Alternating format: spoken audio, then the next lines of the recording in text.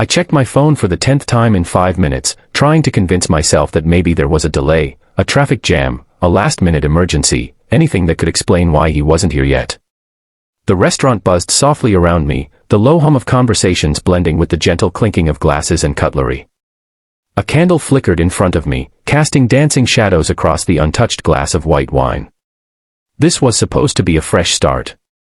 After months of hesitation, I had finally agreed to meet someone new, someone who seemed kind, attentive, and genuine, at least through messages.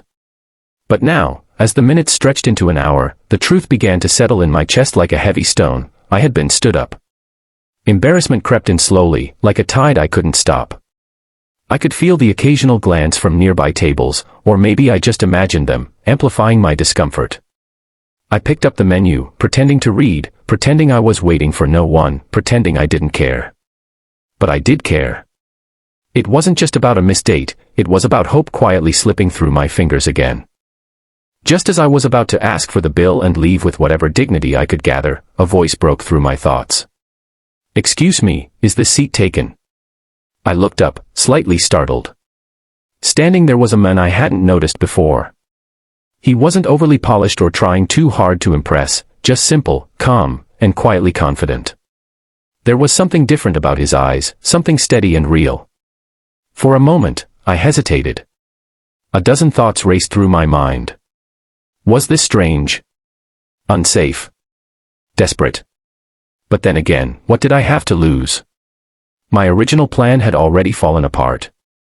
"No," I said softly, gesturing to the empty chair. "It's not." He smiled, not the kind of smile you practice in a mirror, but one that felt natural, unforced, and sat down across from me. "I couldn't help but notice you've been waiting for a while," he said gently, not in a way that felt intrusive, but almost understanding. I let out a small laugh, the kind that hides disappointment. "Yeah, well, I guess some people just don't show up."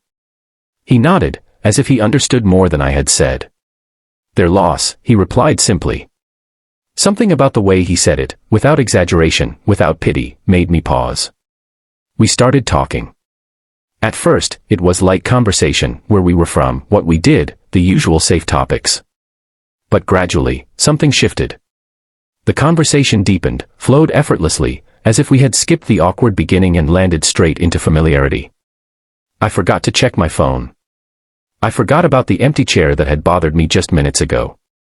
For the first time in a long while, I felt seen, not judged, not evaluated, just seen. Time seemed to bend around us. The restaurant grew quieter as tables emptied, but we stayed, wrapped in our conversation. He told me about his failures, not as confessions but as lessons. I shared my fears, not as weaknesses but as truths.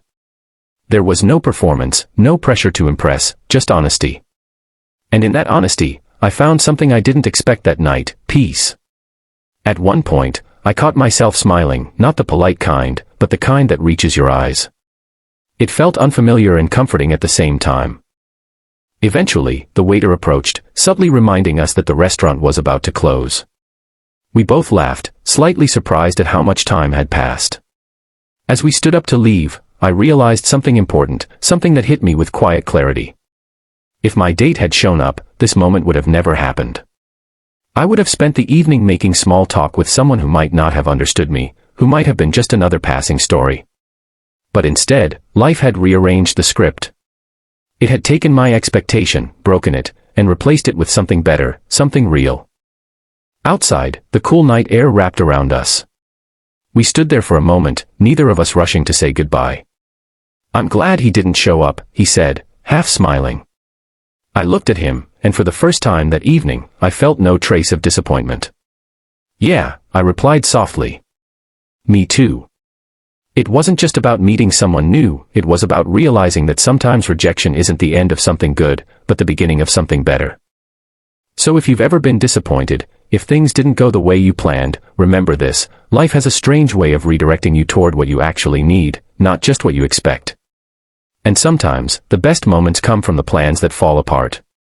If this story touched your heart or made you believe in unexpected chances again, don't forget to subscribe to the channel and stay connected for more powerful, life-changing stories like this. Your support means everything, and who knows, the next story might be exactly what you need to hear.